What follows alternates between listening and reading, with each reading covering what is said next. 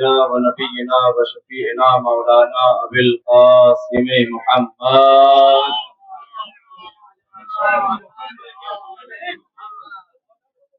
قال الحسین علیہ السلام مثلی لا یبایع مثلہ.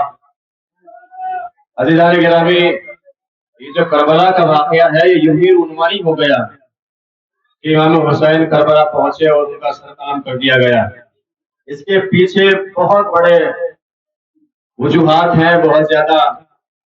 جب یزید تخت پر بیٹھا اور یزید کے بارے میں علماء اہل سنت نے اور علماء اہل تشیع لکھا کہ یزید وہ تھا جو بندروں سے کھیلا کرتا تھا، یزید وہ تھا کہ جو شراب پیا کرتا تھا، یزید کہتا تھا نہ کوئی وحی نازل ہوئی، نہ کوئی قرآن نازل ہوا، نہ کوئی کتاب آئی، نہ کوئی نماز ہے، نہ کوئی رسول تھا.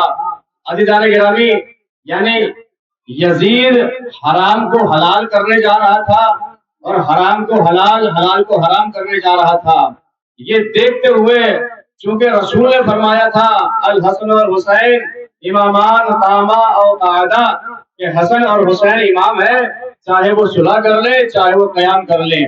عزیزان گرامی، لہٰذا امام حسین نے دیکھا کہ اب یہ وقت مناسب نہیں ہے، لہٰذا یزید نے سوچا کہ سب نے میری بیعت کر لی ہے، لہٰذا بس ایک شخصیت بچی ہے کہ جنہیں حسین کہا جاتا ہے، اگر وہ بھی میری بیعت کر لے تو میری جو حکومت ہے اسے شرعی رنگ مل جائے گا اور مسلمان تسلیم کر لیں گے کہ ہاں یہ اسلامی حکومت ہے.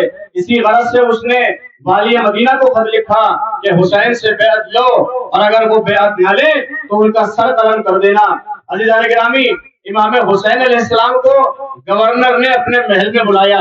امام حسین بنی ہاشم کے ساتھ اس کے دربار میں پہنچے اور پہنچنے کے بعد بات ہوئی اور اس پر امام حسین نے فرمایا، اس نے کہا کہ آپ یزید کو قبول کر لیجئے. امام حسین نے ایک جملہ کہا، میں ساری چیزوں سے درگزر کرتے ہوئے بس ایک جملہ کہوں گا کہ امام حسین نے بھرے دربار میں ایک جملہ کہا کہ مثلی لا یبایع مثلہ، کہ مجھ جیسا کبھی یزید جیسے کی بیعت نہیں کر سکتا. مجھ جیسا. امام حسین یہ بھی تو کہہ سکتے تھے کہ حسین کبھی یزید کی بیعت نہیں کر سکتے. امام حسین نے یہ کیوں کہا کہ مجھ جیسا یزید جیسے کی بیعت نہیں کر سکتا؟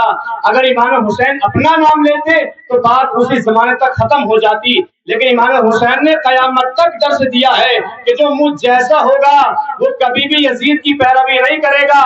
عزیزان گرامی، آج کے زمانے میں دیکھیے کہ کون حسین جیسا ہے اور کون یزید جیسا ہے، کون یزید کی بیعت کرنے پر آمادہ ہو گیا. اور ابھی تو حالات ایسے بن رہے ہیں کہ ابراہیمی دین کو پھیلایا جائے اور سارے مسلمان اور وہ لوگ کہ جنہوں نے 70,000 بچوں کا قتل عام کیا ہے کہ ان کے ہاتھ پر بیعت کر لیں. لیکن عزیزان گرامی، امام حسین نے فرمایا تھا کہ مجھ جیسا یزید جیسے کی بیعت نہیں کر سکتا. آج کے زمانے میں دیکھیے کہ سب نے امریکہ کی بیعت کر لی ہے، سب نے اس کی بیعت کر لی ہے کہ جو 70,000 بچوں کا قاتل ہے، 70,000 مسلمانوں کا قاتل ہے. عزیزان گرامی، یہ بات قابل غور ہے، مگر آج بھی ایک حسینی ہے جس نے یزیدیت کے ہاتھ پر بیعت نہیں کی ہے. اور عزیزان گرامی، یہ حال دیکھا گیا اور سب نے دیکھا اور یہ پیغام دیا گیا کہ ہم کبھی بھی اس کے ہاتھ پر بیعت نہیں کریں گے جو خیبر کی اولاد ہے. اور جو فرما رہا ہے عزیزان گرامی، اور آج کے زمانے میں یہ جو عزاداری ہے یہ پیغام دے رہی ہے کہ آپ غور کیجئے کہ کون وقت کا یزید ہے اور کون وقت کا حسین ہے. لہٰذا میری دعوت ہے آپ سب کو کہ آپ غور فرمائیں اور دیکھیں، ریسرچ کریں، پڑھیں. سنی سنائی باتوں سے کچھ نہیں ہوتا ہے عزیزان گرامی. یہ فیک نیوز جو ہوتا ہے نا، یہ فیک نیوز جو ہوتا ہے یہ TRP بڑھانے کے لیے ہوتا ہے. لہٰذا ریسرچ، تحقیق، جستجو جب تک آپ نہیں کریں گے آپ کو کچھ بھی حقیقت معلوم نہیں ہو سکے گی. لہٰذا ہم سب یہاں پر آئے ہیں اور مجھے تو بڑا اچھا لگا کہ یہاں پر سارے کے سارے حسینی کھڑے ہیں. کیوں؟ اس لیے کہ کربلا کے بعد نہ کوئی سنی ہے، نہ کوئی مسلمان ہے، نہ کوئی سنی ہے، نہ کوئی شیعہ ہے، نہ کوئی بریلوی ہے، نہ کوئی دیوبندی ہے. کربلا کے بعد صرف 2 فرقے آئے، ایک کو حسینی کہا گیا، ایک کو یزیدی کہا گیا.